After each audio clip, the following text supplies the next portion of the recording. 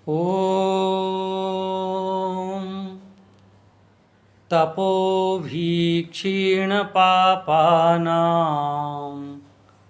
शान्तानां वीतरागिणां मुमुक्षूणामपेक्षोऽयम् आत्मबोध विधीयते।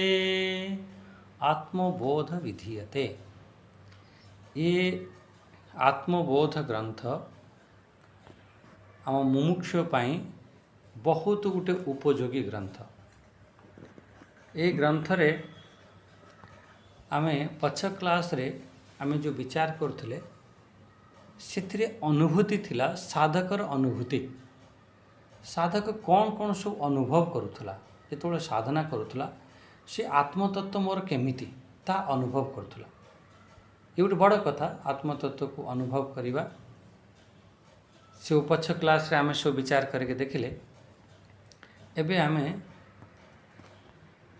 37 नंबर श्लोक रे आमे प्रथम पाठ करनबा, ता अर्थ को देखिबा जे केमिति केमिति से आत्मा को बोध करुछि, केमिति से अनुभूति रे आणुछि। 37 नंबर श्लोक। ओम श्री परमात्मने नमः। एवं निरन्तराभ्यास्ता ब्रह्मैवाहमस्मीति वासना हरत्यविद्याविक्षेपान् रोगानिवारसायनम्। ये 37 नंबर श्लोक रे एठी से अनुभव कथाटी कहा जाउछि। केमिति से अनुभव कले, कौन कौन अनुभव कले कहले या को जहाँ सब आमे पछ क्लास रे जहाँ आमे विचार करथिले, पछ क्लास रे आत्मतत्व केमिति बारंबार कहा जाउथला। से आत्मतत्व जेमिति कहा जाउथला सेमिति कहछन्ति एवं निरंतर अभ्यास। निरंतर आमे से आत्मतत्व को आमे अभ्यास करिबा। ये अभ्यास हमर बहुत बार आमे चिंतन करथिले। आमे श्रीमद् भगवद गीता रे भी आमे एको निरंतर अभ्यास करिबा। अभ्यास द्वारा ही हमको आगु को बढ़िबा पड़िबो।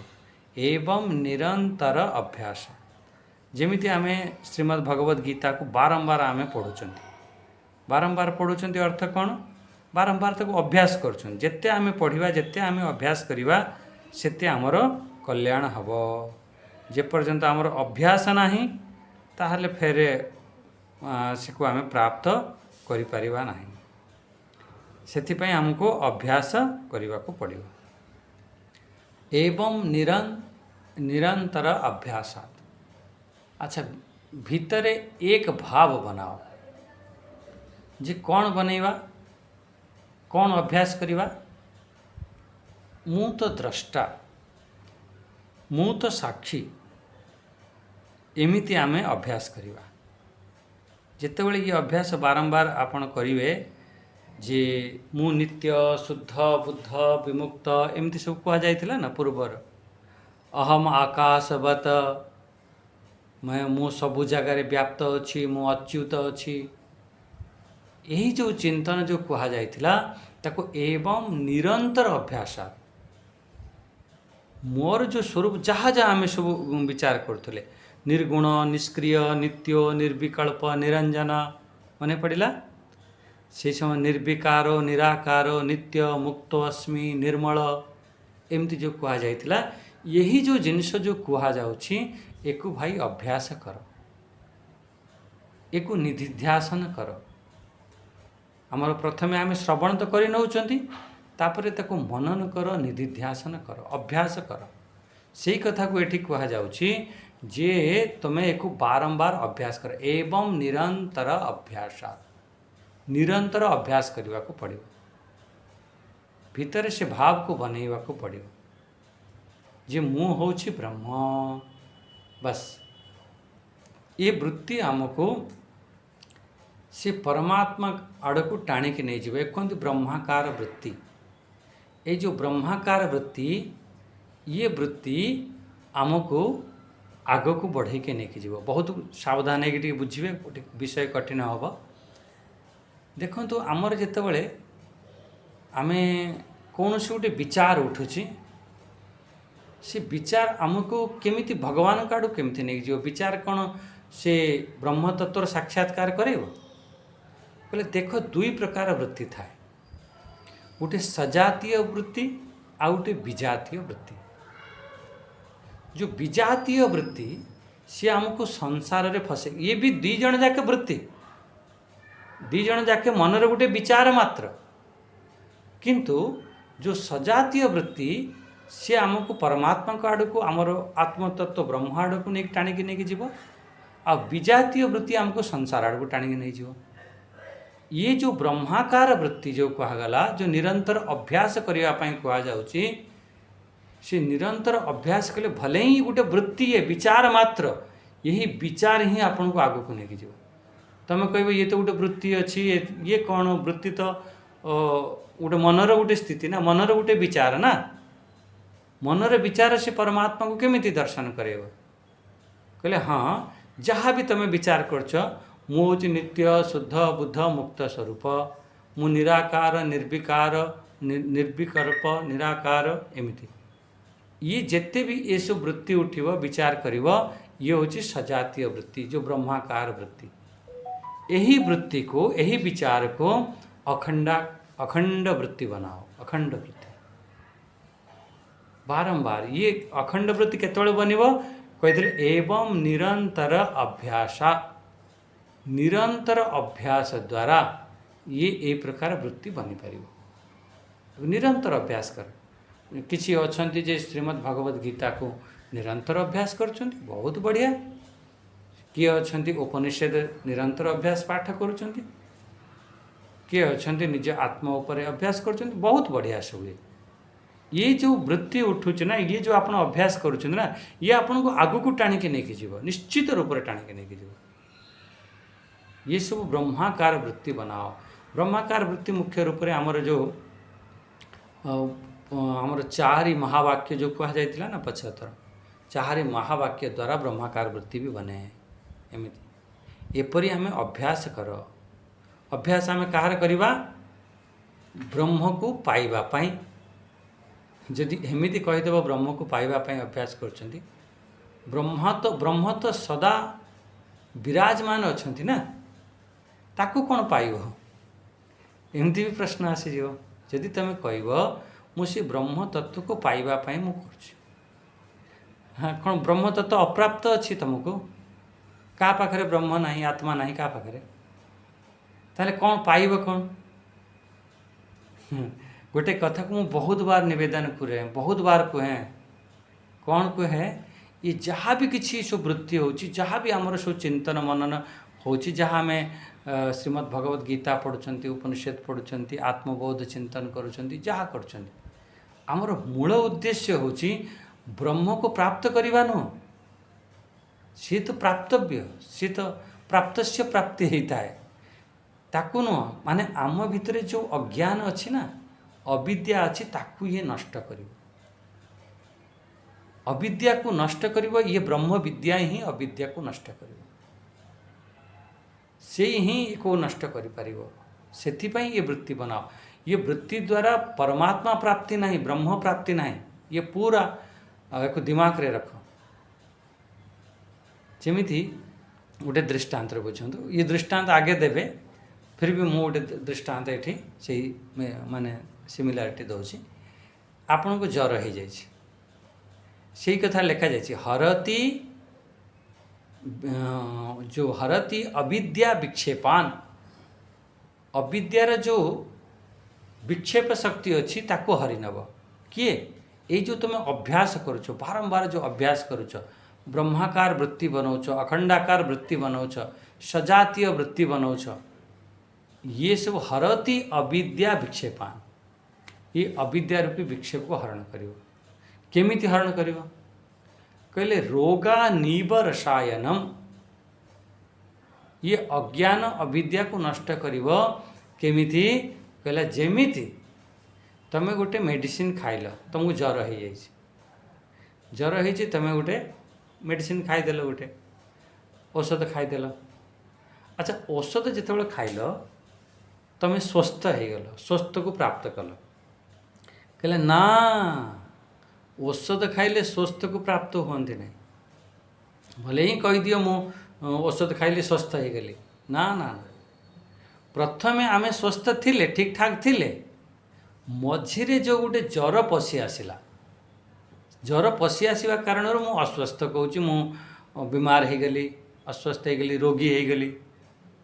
तेणु औषधटा कौन करिवो, तुमको स्वस्थ करनी, से औषध कौन करिवो, से रोग को निवारण करिवो, से रोग को हटेइबो। जेतेबेले रोग को सी हटेइबो, तुम प्रथम तो बढ़िया स्वस्थ थिल, एबे स्वस्थ हो गल। प्रथमे तुम निरोग थिल, एबे भी निरोग हो गल।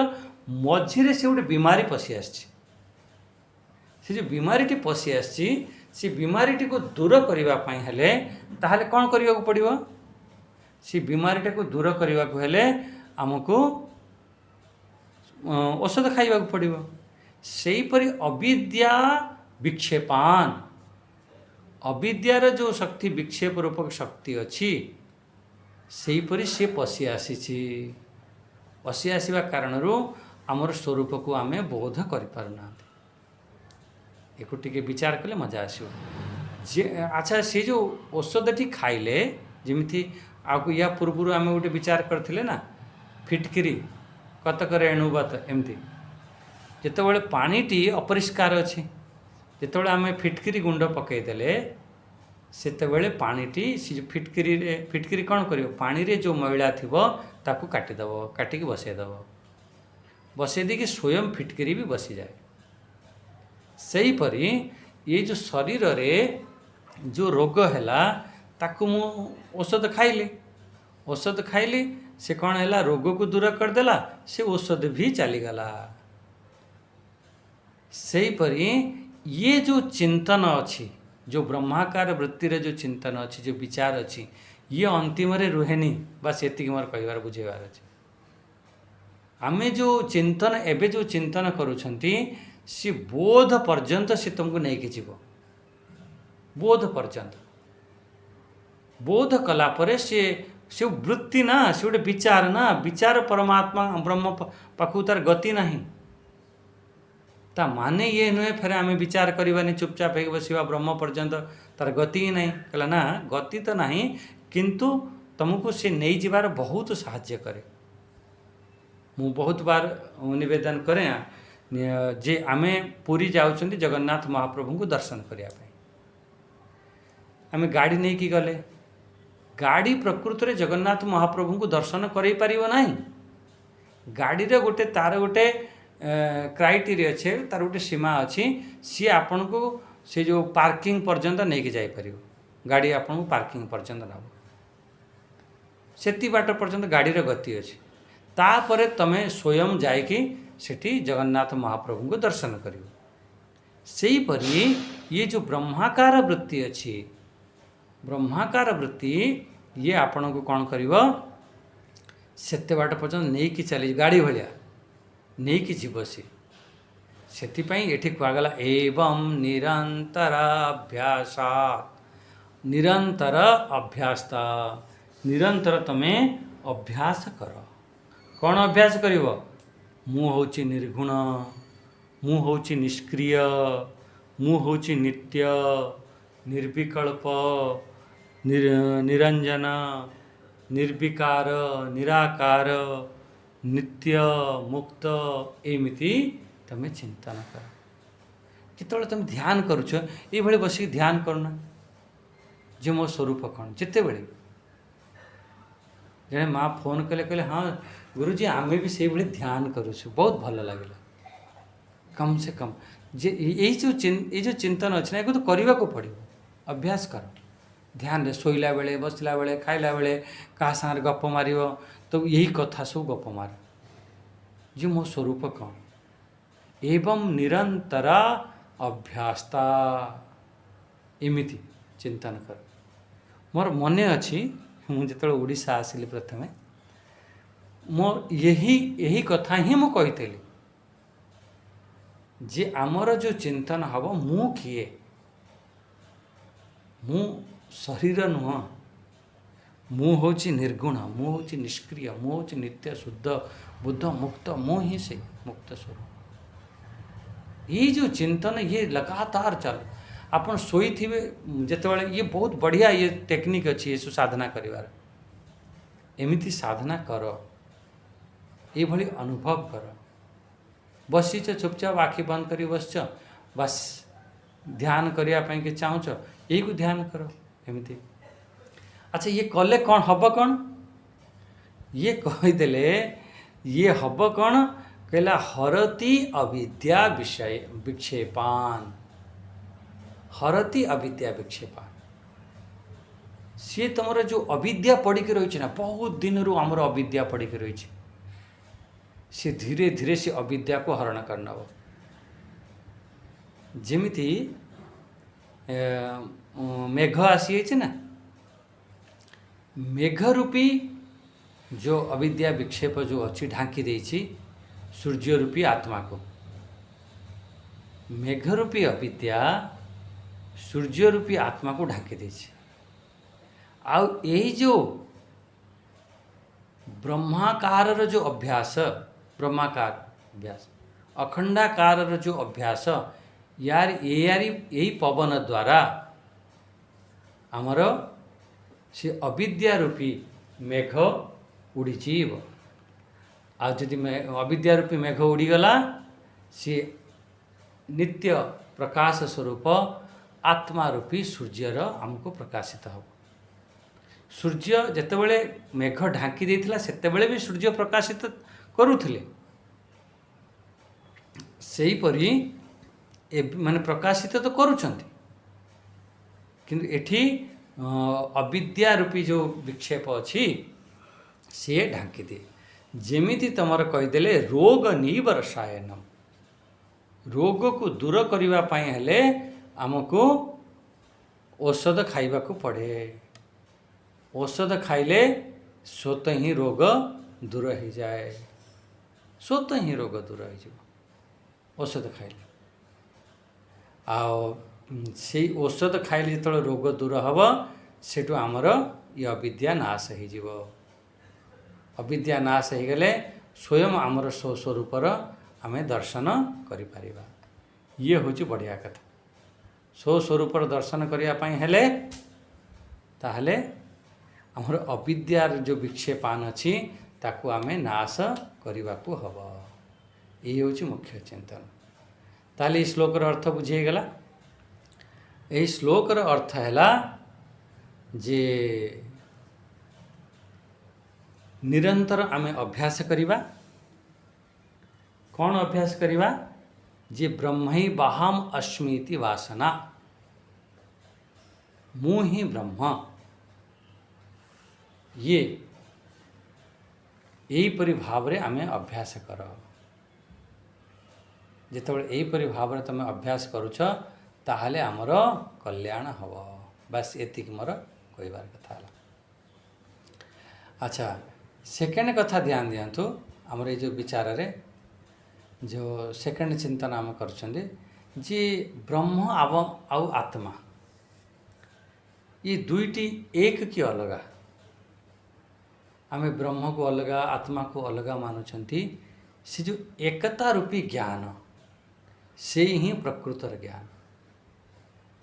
ब्रह्म अलगा आत्मा अलगा बुझेला बेले पहले आरंभ रे बुझा जाए, किंतु ये प्रकृत ये बोध हो जो ब्रह्म जे से ही आत्मा, एथिरे कौन से प्रकार भेद नहीं, कौन से प्रकार यार संशय नहीं, विपर्य नहीं, एक रूप से ज्ञान।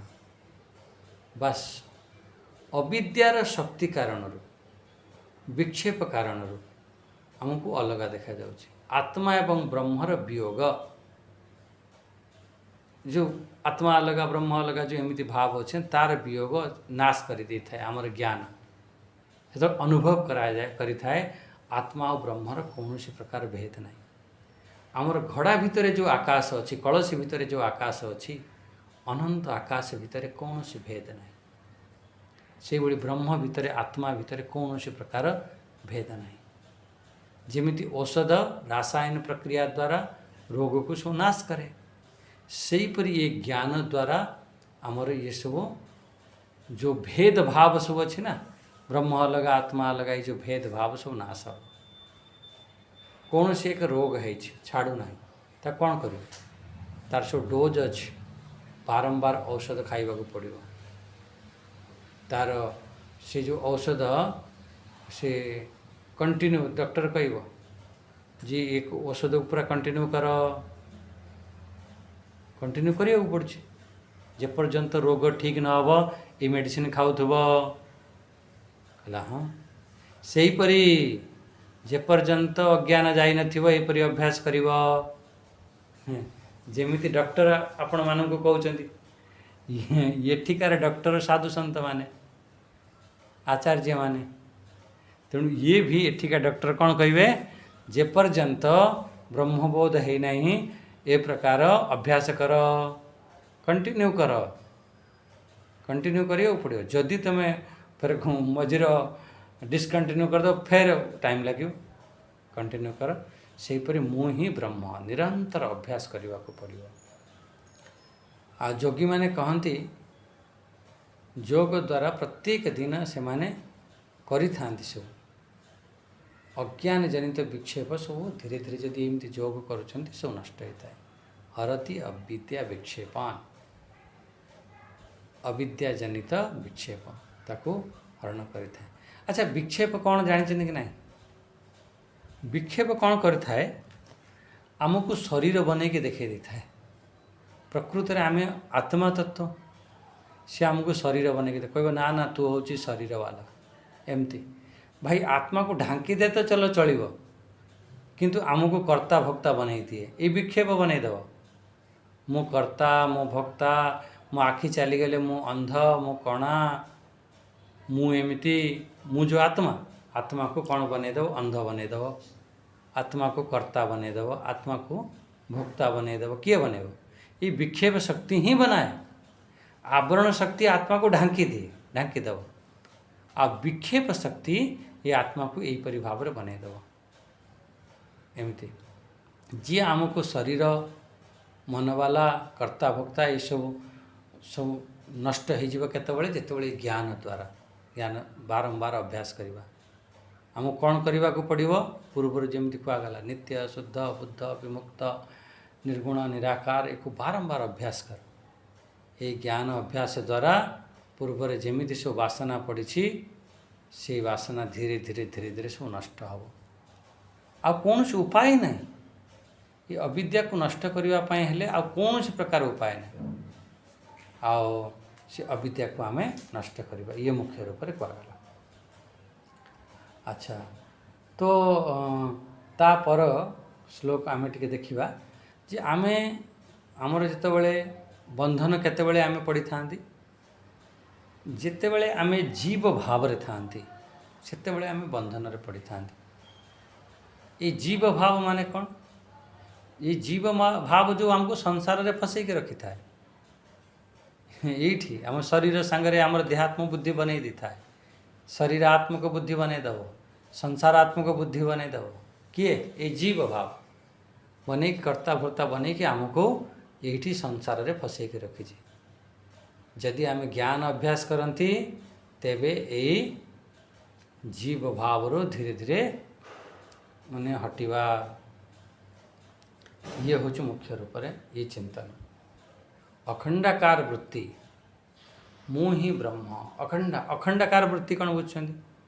जितेबले आम चिंतन करवा जे मु ही ब्रह्म, मु निर्विकार स्वरूप, तादेर खंडित न हो, निरंतर अखंड वृत्ति रे अखंडता रहो, खंड खंड न हो।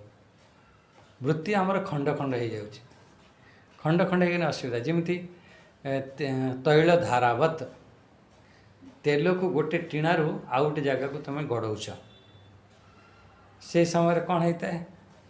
गोटे जगार अन्य जगह गड़ौच पूरा देख से फेरे टिके तेलर ता धारटा कटिगले तेल फेलीजी पड़ज एपट सेपट पड़ज।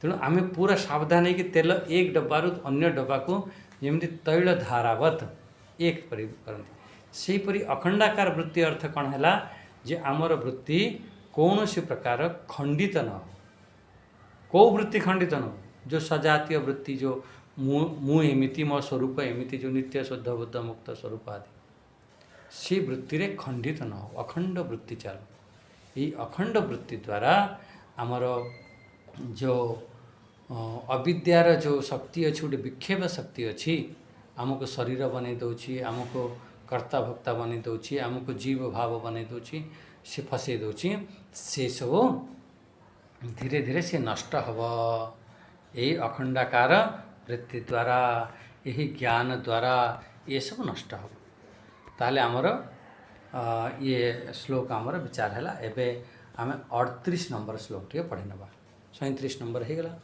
38 नंबर देखा देखु एठारू सब साधनर जो साधना केमिति करिबा तार उपदेश करा जाउछ केमिति साधना करिबा जेमिति आपण षष्ठ अध्याय सब पढ़ी ना केमिति आपण ध्यान रे बसिबे केमिति साधना करिवे षष्ठ अध्याय खूब कह जाए केते खाइबे केते सोइबे केते बुलिबे ये सब कह जाइथिला ना युक्त आहार विहार केमिति आपण आसन लगेगी बसिबे कौ जगार आसन लगेबे आसन केमितिका हेइथिबा दरकार ये सब आपण श्रीमद् भगवत गीतार षष्ठ अध्यायर अच्छी मन को टिके एकाग्र करिक बसिबा आदि बहुत बढ़िया बढ़िया माने से सब साधनर प्रक्रिया कह जाइथिला यही साधन सब आवश्यक गोटे साधक को सेहीपरि ये जो तुम्हें चिंतन करिवो जो पूर्व श्लोक रे कहले एमिति चिंतन कर बोली आमर से जो अभ्यास कर कोठी बसिक अभ्यास करिवा केमिति अभ्यास करिवा जेमिति कहिथिले ना निरंतर अभ्यास कर 37 नंबर श्लोक रे केमिति बसी कोठी बसिक आम अभ्यास करिवा से कथाटी ए श्लोक रे कहउछन ये सब साधना रे केमिति आम साधना करिवा कहते ना मु साधना कली मु एते दिन मु साधना रे रत थिली मु एते दिन जप तप करुथली तप कली बहुत बार पचरती जे कौन साधना का कौन साधना करती मु कहे आपण माने सब उपासना करंतु कौन उपासना कौन उपास से बड़ी ये साधना कौन ये बहुत बढ़िया कथा केमिति आम साधना करवा साधना कौन कौन साधना हमको आवश्यक अच्छे देखो विविक्त देशे आसीनो विरागो विजितेन्द्रियाः भावयेदेकात्मानं तमनन्तम अनन्यधिः कहले विविक्त देश आसीनो बहुत बढ़िया कथा विविक्त देश रे आसीन हो जाओ अच्छा ठीक अच्छे आउ कौन करवा कहला विरागो जीवन रे वैराग्य आने चलो ठीक है आउ कौन करवा विजितेन्द्रिय आमे इंद्रियों उपरे आमे संयमन करवा या विजय प्राप्त करवा विजितेन्द्रिय भावयेद एकम आत्मानम भावयेद माने चिंतन कर ध्यान कर से एक आत्मार तमें चिंतन कर ध्यान कर तम अनंतम अनन्य धी से अनन्य धीरे चिंतन कर अनन्य धी अर्थ हूँ बुद्धि अनन्य धी अर्थ हूँ आमर एकाग्र चित्तरे एकाग्र बुद्धि रे आमे चिंतन कर से कहार चिंतन करवा से आत्मा एक आत्म तत्वर चिंतन कर एमिति ध्यान कर भावयेद भावयेद माने एमिति चिंतन कर एमिति भाव बनाओ से एति हूँ मूल अर्थ श्लोकर मूल अर्थ कौन है जे तमे विविक्त देश रे रहिबो विविक्त देश माने एकांत जोठी निर्जन स्थान सेठी रहिबा सेकेंड है गला जीवन रो वैराग्य आनिबा वैराग्य नहीं एकांत रे चली गले फिर गड़बड़ हो फिर इंद्रियों ऊपर कंट्रोल होगा दरकार विजय प्राप्त करिया दरकार और तापर तुम ध्यान से एक आत्मार से अनन्य भाव रे बुद्धि को एकाग्र करी आम ध्यान करवा। ये एठी गोटे कथा आमर बुझीबार अच्छे। कथा बुझीबार कौन अच्छे एठी जो कहते विविक्त देश आसीन बहुत भीड़ भाड़ जगार आम रहा ना एकांत रहा। ये जानी एकांत रहा एते सहज नुह। ये ज्ञानर चिंतन एकांत रही ज्ञानर सब कहीदेवे मत बहुत एकांत भल लगे मु एकांत रही मु जंगल रे रही मु पहाड़ रे रही जो जो नुआ नुआ साधक जाऊे ना से पहाड़ देखिए सुंदर ये मु रही तपस्या करती कि मत ये छाड़ी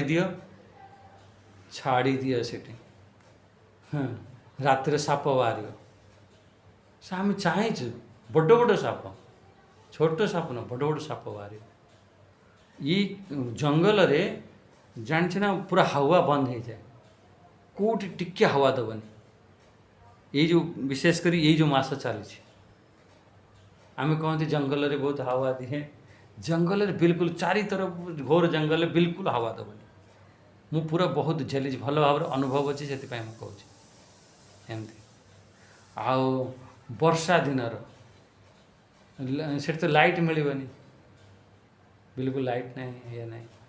अच्छा जहाँ भी हो रहा बहुत कठिन मोर कहवा कथा ये जो मार्ग रे चलवा ए प्रकार चिंतन करवा ना आमर उपनिषद कहते क्षुरस्य धारा निशिता दूरतया दुर्गम पथस्तत् कवयो वदन्ति एमती बहुत बढ़िया।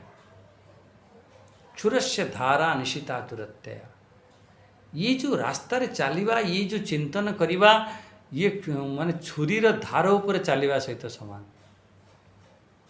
अच्छा आम कहीदेवा जे विविक्त देश सेवितम सी से प्रकार अधिकारी बनी ना ताको देदेल एकुटिया देदेल गोटे घर कौन कर दिन मान शोब दिन मान शोबा मोबाइल देखियो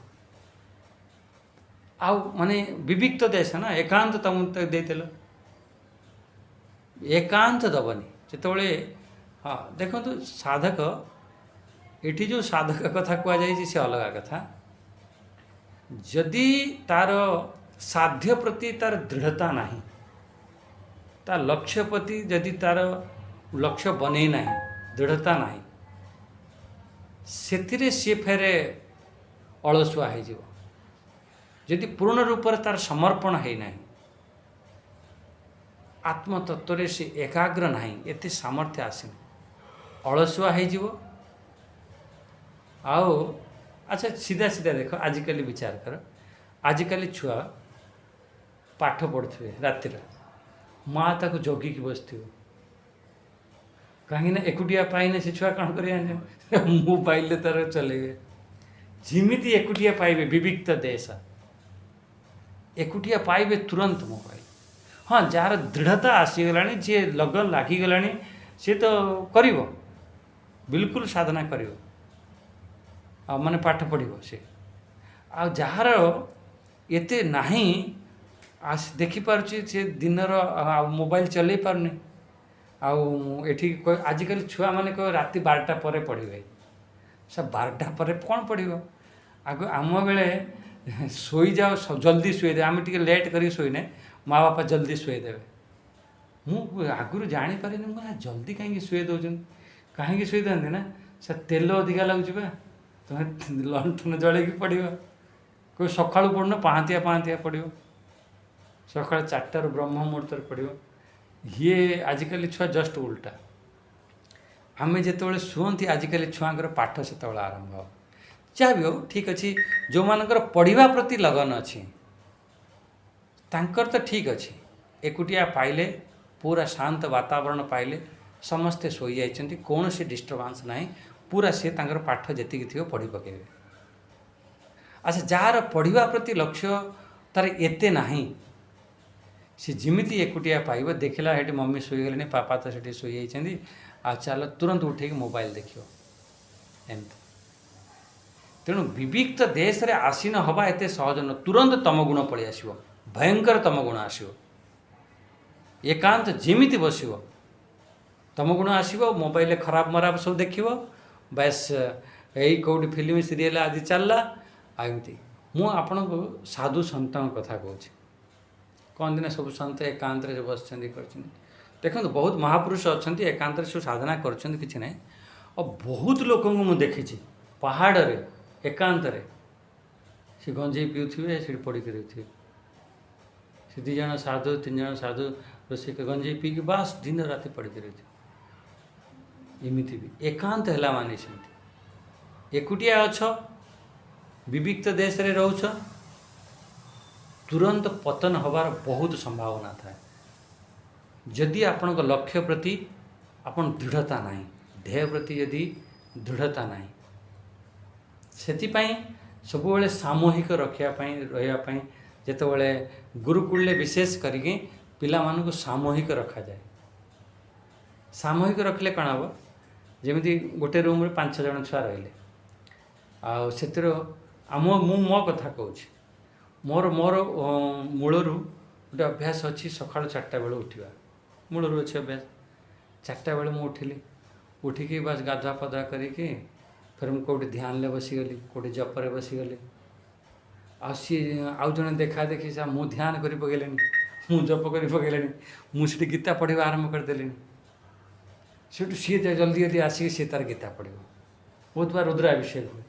हाँ आम अनंतानंद जी आम रुद्राभिषेक करूँ सका जमीती रुद्राभिषेक करवा आरंभ कर देचु आठी ये आम ब्रह्मानंद आउ जो थे सी उठिक आसी बसवे भले ही इच्छा न मन भितर आसे से जप कले से पूजा कले से गीता पाठ कले से ये कले मु भी करी से संग आवश्यक होता है।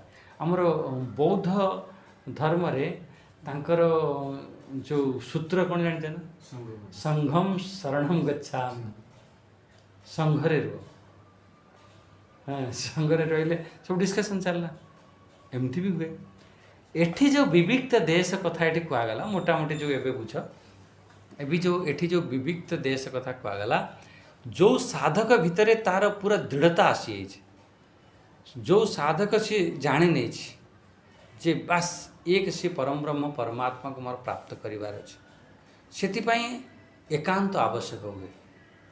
आपण माने बहुत दिन हैला आपण गीता पढ़िलेनी बुझिलेनी आपन को लगुथो मु टिके एकुटिया मिल जाए कि एकांत मिल पारे संसार रे बहुत फसिक रहते एकुटिया मिल पारे तेणु एकुटिया प्राप्त करने हेले माने टिके साधना को बढ़ावाई हेले एकांत तो टिके आवश्यक होता है। जिते बड़े भी आपण सकाळ सकाळ टिके एकांत रे रुहंतु। हाँ आमर श्रीमद् भगवत गीता रे भी अच्छे 13वां अध्याय 10 नंबर श्लोक अच्छे मयि चानन्य योगेन भक्तिरभ्य विचारिणी विविक्त देश सेवित्वम अरतिर जन संसदि। अरतिर विविक्त देश सेवित्वम तापर फेर लगेले अरतिर जन संसदि दीदीटा सेठी लगे कहले एकांत रे रुह माने से परमात्मा ठारे अनन्य जोग द्वारा अव्यभिचारिणी भक्ति द्वारा आम करिकी एकांत स्थान रे रही। आउ जो विषयासक्त जो लोक माने अछंती से अरतिर जन संसदि विशेष करके जो विषयासक्त लोक अछंती तांको पाखरु दूर रे रही माने विशेष करके कहा जाय अरतिर जन संसदि विविक्त देश सेवित्वम।